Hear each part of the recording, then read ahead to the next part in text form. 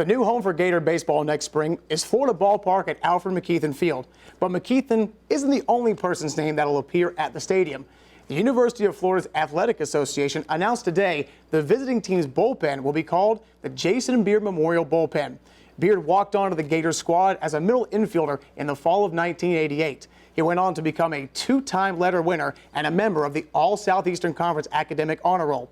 Sadly, he passed away in March of 2013 at just 42. Since his passing, his wife Jennifer set up the Jason Beard Memorial Foundation, which provides scholarship money to college-bound students who experienced hardship.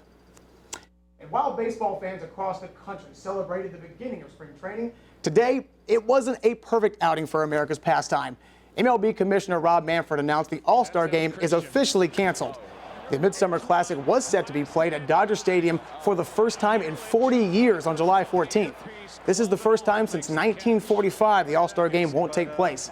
And if you know your history, it's because of travel restrictions from World War II caused the first cancellation.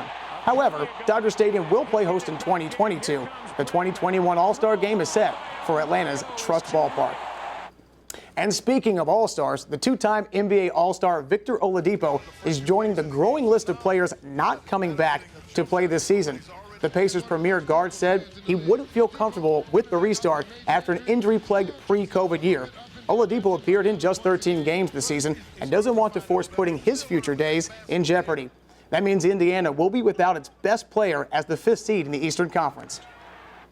And the current climate on the topic of race and race relations in America is anything but pleasant. However, it is sparking landmark changes, and the newest domino to fall just might be the NFL franchise in our nation's capital. After years of rejecting the idea to change the name of the Washington Redskins, owner Dan Snyder is finally taking it under serious consideration. But it's not because he's seen the light. It's due to sponsors like Nike, FedEx, and other high rollers using their collective powers to threaten a boycott of the team worth more than $600 billion. And you know what they say, those with the gold make the golden rules. So we'll see if Snyder does the right thing for once.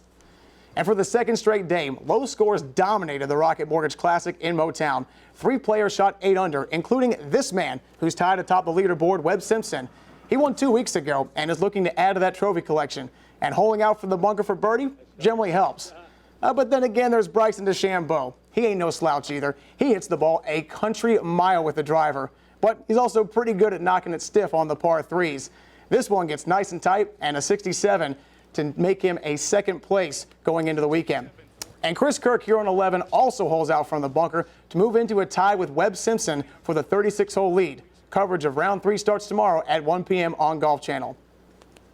And this day in sports history, it's a very special one. 81 years ago today, standing at home plate at Yankee Stadium, the Iron Horse Lou Gehrig gives the greatest speech in baseball history. His farewell address after being diagnosed with ALS. Chris Pinson, TV 20 Sports.